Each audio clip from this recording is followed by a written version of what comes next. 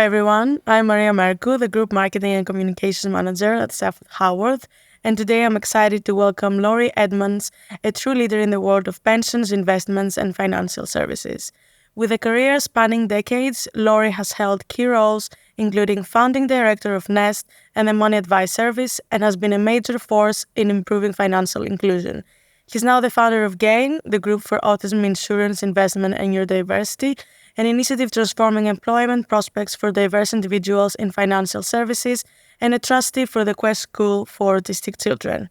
From shaping policy to producing award-winning wine and cheering on West Ham, Laurie's journey is fascinating, and I'm excited to hear about his career journey today. Welcome, Laurie. Thank you very much, Maria. Delighted to be here. Of course, we're happy to have you. Would you like to start by telling us a little bit about yourself or add anything else that our audience needs to know about you? Well, gosh, about myself. Family man, has all the advantages of being a white male, 6'2", and big teeth, which sort of naturally fall into a smile if I'm just thinking. And, they're very lucky. 5 children, 11 grandchildren, Wow. close family. I'm a very lucky man, Maria. A full life, I can tell. A full life. Well, there's a lot of talk these days about work-life balance. And even if I say so myself, I have worked quite hard, but you can get work-life balance by carrying 2 heavy buckets. And my work life and my family life are, well, heavy's the wrong word. I've loved every minute of it, both sides. Yeah, and it's important to have a work-life balance, of course. Since we're talking about work-life balance, let's dive a little bit into your career. So when you think back over your career to date, what would you say are the most significant barriers you've had to overcome so far? Well, as I say, given where I've come from, I don't think I've faced nearly as many barriers as a lot of other people do. In fact, when you first told me you were going to ask this question, I thought, oh, crikey, I haven't really had any. Yeah. But when you think about it, there are barriers. I had a poor education. I left school with only 3 poor grade GCEs. I went to a South London comprehensive school where the most important thing you had to do was stay alive. And so I was found my way into working for an insurance company because, as the recruitment consultant said to me, you haven't got enough O-levels to get into a bank. I wasn't handy with my hands. I've been working in a shop part-time, so I didn't want to stack shelves. So she said to me, it have to be office work then. And I said, okay. And how many O-levels? And I said 3. She said, oh, well, they have to be an insurance company. We won't go to a bank. But here we are today with like a great career. So it all paid off at the end, right? It all paid off. It was a combination of luck, first and foremost, hard work, great bosses. Yeah. Are the three ingredients really. We can dive a little bit into the relationship you had with your bosses. Sure. And tell us who was the most important, I guess, for you during your career. What have you learned from them? Yeah, I mean, the first one that comes to mind was, as I say, I started off doing the filing, and that meant that I was in the under the regime of a woman who in those days I regarded as extraordinarily old. She must have been at least 40, who was responsible in the business that I was working in for typing, the typing pool, those of you old enough to remember those, and filing. And I'd been doing the filing for about 3 months, and she took me to one side one day and said, Mr. Edmans, you're not stupid, are you? And I said, well, I hope I'm not stupid. Why did she say? She said, well, you put the files in the right order, which is not something which the filing clerks usually did. And I said, well, yeah, I suppose I do. And she said, well, you're going to do the insurance exams. To which I said, oh, no, I don't really want to work in insurance. I've got a No. friend who works at EMI doing the filing for the people that run the Beatles, and I'm waiting for an opening there. And she said the 1965, this was equivalent of, it wasn't a suggestion. It was, and so she packed me off to evening classes, and and I did the insurance exams, and they opened the door to me. I mean, I actually found I was interested, and that was the key. So she was my very first boss, You and needed a push. I needed the encouragement, Yeah. and it opened the door. I mean, that's just one example. I've had a series of great bosses. Um, the person, when I found myself in a sales job, the person who was my first boss there said to me, "Whatever you do, if you promise you're going to do something, you just do it." Yeah. And and there was an occasion early on when I'd promised I'd do something by a certain time and I hadn't done it, and then my boss got hold of me and he looked at me and he said, I don't know if this is going to work on the video. He got his finger up and he said, "That's once," True. he said. Insane. And ever since then, I am really quite paranoid about if I say I'm going to do something, then I really do it. On the rare occasion you can't, you tell people you can't. Yeah. And those sorts of lessons are huge. Although I can been in this career too long and kind of answering this question for hours. The other really important one was another boss I had who I didn't think I rated. I was a city boy. He was working in the head office out in the country. And we in the city kind of looked down on these people in the country and thought, well, they're all pumpkins. And I got to be working for him with a responsible role with a bottom line for the first time in my life. And I had the authority to make pricing decisions. And I made one quite big one. And I knew inside 6 weeks of doing it that I'd got it wrong. I also knew that it wouldn't show for probably 2 to 3 years that I'd got it wrong. But I thought, oh my God, what do I do? Just keep mum? But I thought, no, I'll phone him up and tell him. And this is me, the clever city chap, phoning up a guy in the country and saying, look, I've got this wrong. It's going to cost us a lot of money. And he said to me, I was expecting him to take me to task. Yeah. And he said to me, Laurie, he who never made a mistake never made anything, he said. True. And I thought at that time, now you're just saying that. You don't really mean it, but you're just saying it, and I'm going to get it in the neck. I never got it in the neck. He really, really meant it. And the empowerment that gave me was huge. I never made another mistake like that again. And it did teach me that the right thing to do, however painful it was to make the call and say, I've cocked up. Yeah. But more important than that is the rule about mistakes. You should welcome mistakes, I agree. not criticize them. And it's definitely, I think, good that you went up to him and told him exactly what happened. Because if you had found out 2-3 years later, he would maybe consider you a liar or someone that doesn't own up to their mistakes. So it's great how you dealt with it and how he dealt with it. And I think we all need bosses like that in our lives to guide us and tell us that making a mistake is fine. You can keep going, and it's a great thing. So absolutely right. And the logic of it for me, I realized afterwards, was this. I'd made this mistake. That was one problem. Yeah. If you've made a mistake and you haven't told your boss about it, that's 2 problems. Exactly. And the way to get on is minimize the number of problems you've got. Exactly. So, no, it's not rocket science. It's common sense, and sometimes you have to swallow, Of course, your pride. and swallow your pride, and just hope for the best. You know. Definitely. And I can definitely see that you had bosses in your life that they were kind of like your mentors and played a crucial role during your pivotal moments in your career.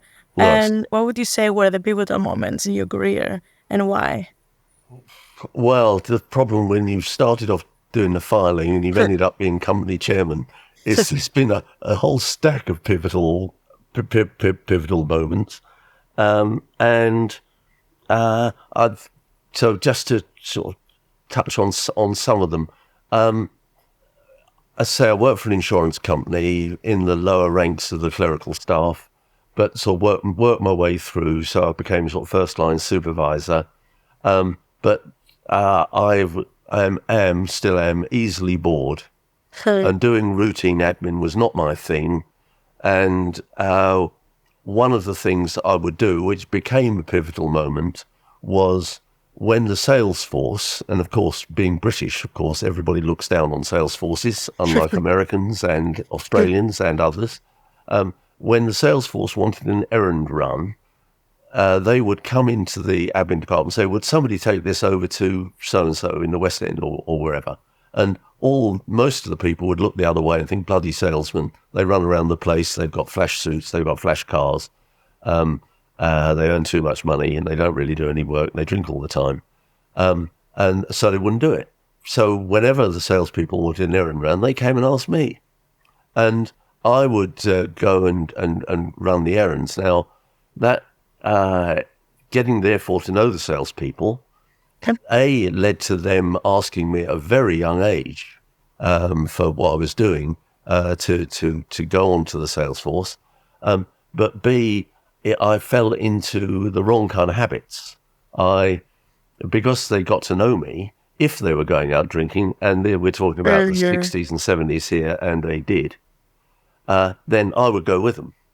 And one of the key pivotal moments was when I'd been out celebrating a birthday or something with them, and I lurched back into the office about 3:00 in the afternoon, pretty much the wrong side of sober. And my then manager got hold of me, and this is a bit of a theme here. He said, Laurie, you're quite intelligent, but the way you're going is you are going to mess up your career. So pull yourself together. And at the time, I reacted badly. Yeah. But I woke up the following morning and thought, he's absolutely right. And that was a real pivotal moment for me. I realised you have to act responsibly. But that's just one. Another pivotal moment was I was offered the company I was working for was taken over by Americans.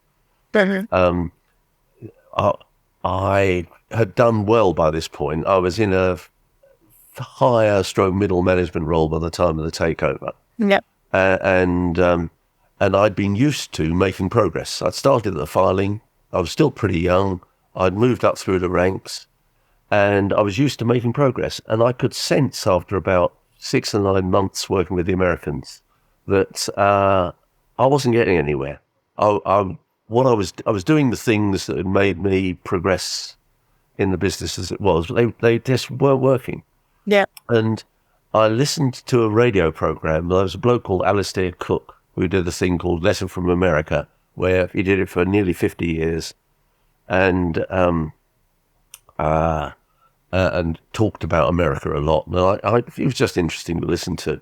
And he did a program one night when he asked a business that had been very successful in America why it was they thought that they had succeeded in America when most British businesses that go to America don't. And he said the important thing was they said we didn't immediately succeed, but after about a couple of years we wondered why we weren't succeeding. Then we realized that had we been doing business in France or Italy or anywhere that didn't speak English, we wouldn't have just adjusted for the language, we would have adjusted for the culture. And in America, we were acting like English people because they speak English, kind of. But still, the culture is different. But the culture's different. Yeah. And so the key thing he said was that we realized that actually they're foreign.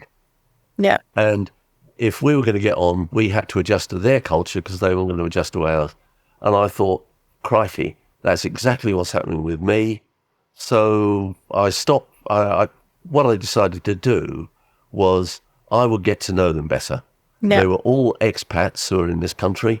And basically every night when we all went home, they went to the Swanson Social Club and played darts and drunk beer. So I decided I would go to the Sports and Social Club after work for half an hour Yeah. or so and play darts and drink beer. And I got to know them and got to understand the culture a bit better. So that was a pivotal moment, the realization that I had to adjust to the culture of the business I was working Yeah. in. And that applies, I mean, in that case, it was a different country, but it would Yeah. apply in many other senses. Yeah. But at that point was that when you realized that that's a pivotal career moment, that's important.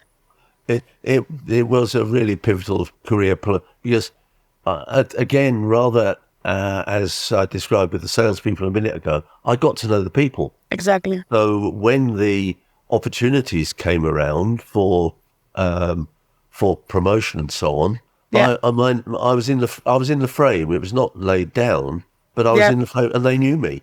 And it's Yeah. And easier I can, to and I have to admit, I can definitely relate with what you're saying because me being an expert in the UK and having lived in Greece, Germany, now the UK, every well, time you have to know the people, you have to get to know the culture and just adapt because you're not in your country, you're not in your environment, you're in someone else's environment that you need to like learn their ways in order to navigate around that. So it's yeah. definitely important and it builds better connections as well and definitely helps your career in the long term. I think that, Maria, you're so right. At the end of the day, it's connections Yeah, that are key. Provided you've got to do your job. You've got to of work. course. Yeah, Got to work yeah, diligently. But a lot of people work diligently and don't make the progress they could do. And the key for me is the people you know, networking. yeah, It sounds trite. I know a million people say this, but the yeah, fact that a million people say it doesn't mean it's wrong. yeah, of course. And yeah, of course, you have to adapt to the country because you can work from anywhere and do your job Yeah. perfectly. But I think a smart person is the one that adapts Well, and like gets to know their ways and then goes from there. So well, it doesn't always work. I was very lucky with the Americans, as I've described. In fact, we formed such good relationships that I've just got back from a trip to Dallas, Austin, San Antonio, and Nashville with two of my grandchildren, oh, where that's we great. stayed with American friends that I've made way back in the 80s. It was fabulous, but even though you can do everything you can to adapt to the culture, it's not always enough. So roll the clock forward 15 years, and the business I was working for, it spent 10 years building up, was taken over by Australians, and we just couldn't get on. Now, clearly, that's got nothing to do with the nationality. It got to do with that particular set of people. Hmm. But the way I saw the world and the way they saw the world was simply different. Yeah, And there are times when the differences are irreconcilable, and the only thing you can do then, however painful it is, because if you spend 10 years building a business and you've got to leave it because you just don't believe that the people who are now calling the shots are doing the right things, you've just got to take the punishment of and course. and go. But so no amount of culture adaptation will Yeah, will deal with that. But if you are reconcilable, then getting the culture, understanding the cultural differences is definitely. huge. Definitely. And I really agree with you. And Yes, sometimes you just have to take a next step and just move on and carry yes, on you'd with have. your career. You have to make these Yes, tough decisions. right. So, Laurie, if you don't mind me asking, how would you define what a pivotal career moment is? Is it about planning watershed moments or Yeah. letting them happen and embracing them when they do? Well, I think it's more the second. I think it's more letting them happen and embracing them when they do than it is the first. Although it's some and some. For me, the most crucial thing is giving yourself the chance for Mm. those opportunities to happen. It's about being in the position where if one happens to come along, you happen to be there. So it is kind of putting yourself in danger of having an opportunity. Mm. And So doing things that get you into the situation where, as I say, if the opportunity comes along, you happen to be there. I mean, if you'll excuse, it's my age and gender. If you'll excuse a footballing analogy, Then go ahead. if you look at the great goal scorers, the Jimmy Greaves, the Gary Linekers of this world, who score loads and loads of goals, if you analyse what they're doing, is they are making run after run after run into the penalty area. Yeah. And when the ball comes in, if they're there, it can hit them on the backside and go in the back of the net. If they're not there, the ball won't go in the back of the net. Yeah. So from a career point of view, giving yourself the opportunities, and that's a question of putting yourself about. It's not complicated. It's time, and you just put yourself about, and you volunteer. You take things on. You use opportunities to demonstrate that you're good at doing things, and then when one comes along, you go for it really with all you got. Definitely. And I think keeping your eyes open as well, and just be present at the moment and realizing, okay, that's what's happening right now. It's going to be important for my career. But at the same time, in terms of like identifying pivotal career moments in our careers, especially now that we're all very busy and trying to ensure how we make the most of them, do you think taking risks is important as well? Do you think taking risks can create these pivotal career moments? Because again, it's a trial and error thing anyway. You might fail, you might succeed, but is it worth it? Well, I agree entirely. I think you do have to take the risks, but you do it from a position of strength if you can. Sure. So the thought that comes to my mind there is when I made my first career move, I was in my first business for 24 years until it changed. I went to work for a business with a guy, chief exec, one of my heroes. He's a great bloke. But when I arrived in the business, everybody said, he's terrible. There's a fear culture here, a blame culture. And you can't get on the wrong side of him because he was pretty ferocious. Yeah. So what I had to learn was how to deal with a situation where I didn't agree with him. Yeah. But I didn't want to trigger. He was defensive, essentially. He came across as being overpowering and overconfident. In fact, of course, underneath it all, the opposite was the case. It was insecurity. It's always what we project. It doesn't mean it's real. Yeah, exactly. And so what I did was learn a way of being able to contradict him without triggering something which meant he felt that his authority was being undermined. And it's actually quite a useful little thing which I found my way to, which is if you were in the sort of senior management group meeting and he would say something and I'd think that's wrong because of so and so and so and so, and he would give me this look, this sort of basilisk stare, as if I'd turned a stone on the spot. And everybody else around the table would look at me in sort of mute horror. What's he just said? So I'd say, oh, sorry, I've obviously got that wrong. So, and because he was fundamentally, still is, a very decent bloke, I learned what would happen afterwards. Is after the meeting had happened, he'd come up to me on my own and say, what was it that you were getting at? Yeah, and you would talk about it afterwards then. And we talk about it afterwards. And I hadn't undermined his self-esteem. I was quite ready to apologise because I knew very well that he'd follow it up. And I hope that's relatively on the point in terms of the answer to your question. It is, and I think it's really good to read the people around us and know how to navigate around these difficult situations, or else you cannot be a leader at the end, because if you're a leader, you have to deal with people on a daily basis. So you have to be able to read them, right? Well, you do, although the work I'm doing now with autistic people... it's a bit different. One of the things that it's wrong to generalise, first of all, about autistic people, but one of the things that happens quite often is some of autistic people find it difficult to read people. Mhm. And as a manager, or indeed as a colleague, or just as a friend, one of the things that's really important to do is to understand if somebody finds it difficult to read people, and take the trouble, either at the time or afterwards, to understand why it is that they haven't understood the nuance. I mean, you're nodding at the moment, and I Yeah. know you're agreeing. Yeah.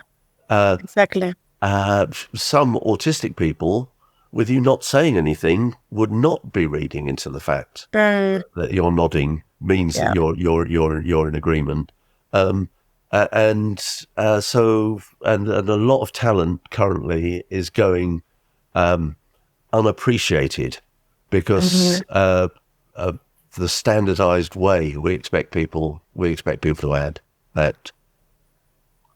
Yeah, the norm, I guess. They just follow just the normal, Well, the typical, I guess, skills that someone should have. But on the other hand, yeah, autistic people can have other very valuable skills that can be an totally, asset to the company.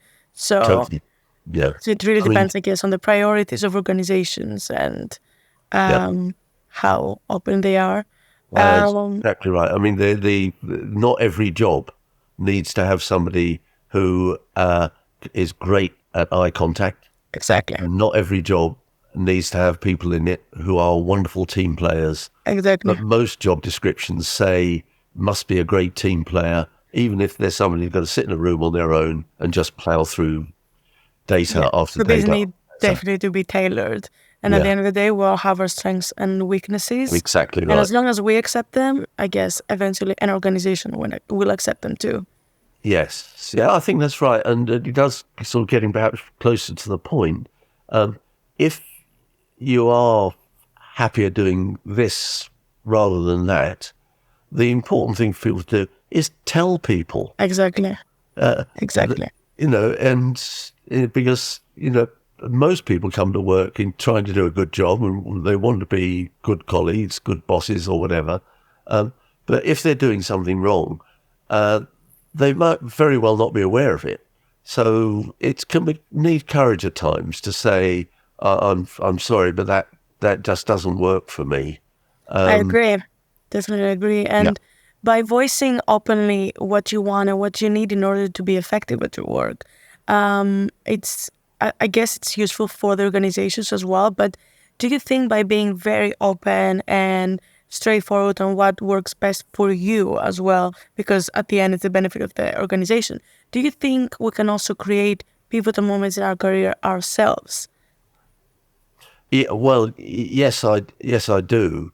By identifying, I think sort of things you can do are you can, whatever your role is, you can understand what the business is doing, what it's seeking to achieve overall.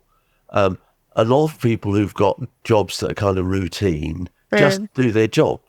yeah. You can stand out by being the person like I was when I was one of 1,000 admin clerks who actually asked, well, why am I doing this job? Mm, Why is it valuable? What does the company do?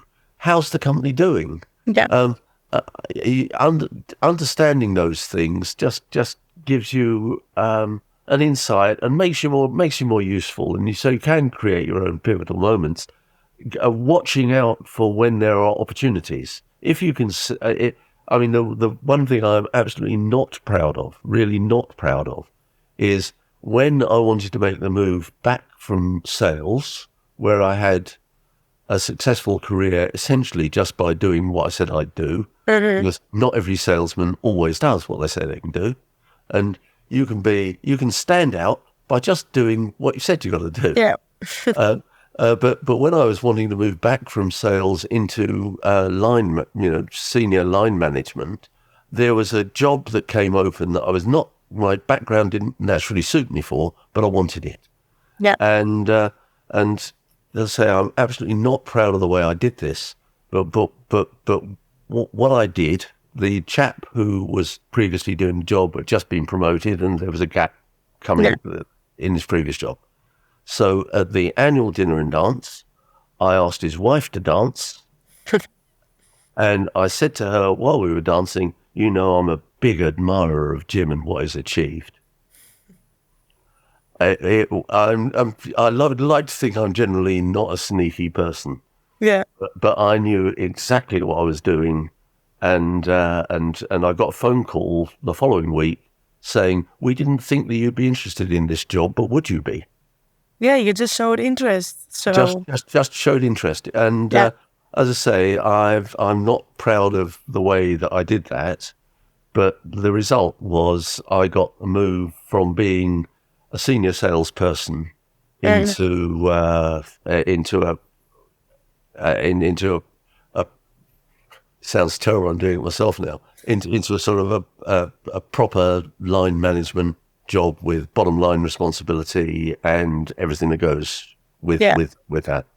So I guess from what you said is if you go for what you really want, but always, try to achieve it within, with reasonable, I guess, ways, then you might get it at the end. So you might achieve what you wanted to. So Yeah, you have to go for it. You have to try at least. Um, and do you yeah. think we can help each other? We can support colleagues, team members to embrace or create their own pivotal career moments. Well, yes, absolutely, you can. And for me, where that takes me is that one of the great crimes, if you look at many businesses, is the way in which training and development budgets aren't used properly. It is very commonplace when you do your annual reconciliation of what was supposed to be spent with what has been spent to see that the training and development budget has been underspent. When I was responsible for these things, anybody that came in to see me who hadn't spent their training and development budget was, comparatively speaking, in Um, trouble, because developing people is really the most important thing that you can do, because things only get done by people. If you develop people, you develop the business, of course. and it's also the most satisfying thing. I'm very proud of the jobs that some of the people who work for me have gone and done, and giving them an opportunity, it isn't really difficult. The Yeah. first example that really made me realise this was back in the early 90s, before flexible working was even a concept of any kind. Sure. The woman who was the market research manager for the business that I was then involved with running came to see me to say, I'm expecting a baby, and when I've had my maternity leave, I want to come into work I want to work 4 days a week. I want to work one of those days at home and come into work 3 days.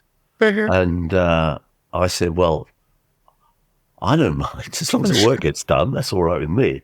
And I hadn't realised at the time that I was being mould breaking. I sort Yeah. of learned this about a month later, when one of the other directors came to see me and said, "What have you done?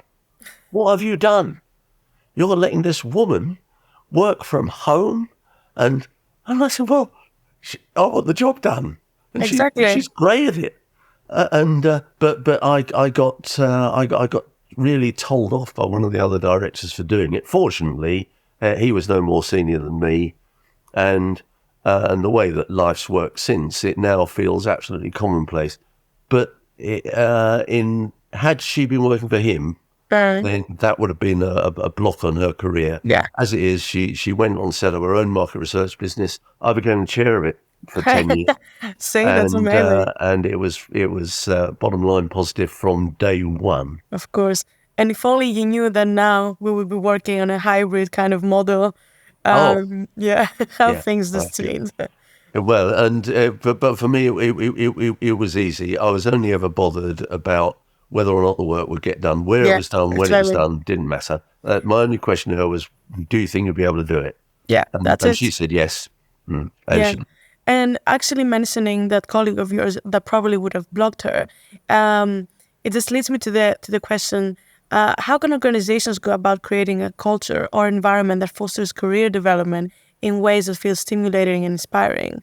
Yeah, well, there are so many different answers to that. The one which comes first to mind, though, is they can have a regime for first-line managers, Uh-huh. which is amenable to that. If you look at the kind of statements that businesses put into their annual report and accounts about what they intend to do with their policy as regards people, then they all universally talk about development cultures Yeah. and realizing potential and all the rest of it. That's all fine, but it's actually got to work down at the grassroots. And the most important blockers of potential, not deliberately, but because of the way they're set up, are first line managers. Yeah. Because first line managers increasingly they're the ones who are given the hard targets. You've got to process 200 claims a week Uh-huh. per person. And if you're told that 200 claims and you're only doing 150, then saying that you might have only processed 150, but you've helped so-and-so with their career development, in many environments, won't get you your bonus. So it's really a question of making that development culture not something which you've just written about, but something which really works right down through the organisation. Definitely. That's the most crucial thing. And a thing in my view, just also believe in your people. And just as you said earlier, train your people as much as possible because they are the pillar of the organization at the end of the day. Without them, you don't have an organization. It's only people do things, actually. Exactly. When it boils down to it, you can build wonderful machines, but it's people who've got to build the machines. Yeah, for sure. Yes, no, I totally agree with you, and it's exciting the journey that you have had in your career so far. Yeah. And I'm really glad I had the chance to speak to you today, and I Well, could it's been go fun. on and on forever. Yeah. But I really appreciate your thoughts and Yeah. thank you for sharing your journey with us today. I'll be happy to have you back whenever you can and Well, it's very kind. continue this great Yeah. conversation. If there's anything else you want to add, please go ahead. But yeah, thanks a Sure. lot for chatting with me today and sharing a bit of your journey. Well, thank you very much indeed, Maria. It's been a delight to do it. And indeed, what you're doing here, I would hope, is an example of the sort of thing we've just been talking about in terms of helping people to understand how to develop themselves. It's the most important thing you can do. So thank you indeed for asking me to do it. If I've made a tiny fraction of a % difference for anyone, then it makes it very worthwhile. I'm sure you have. Thank you so much, Laurie. Thank you.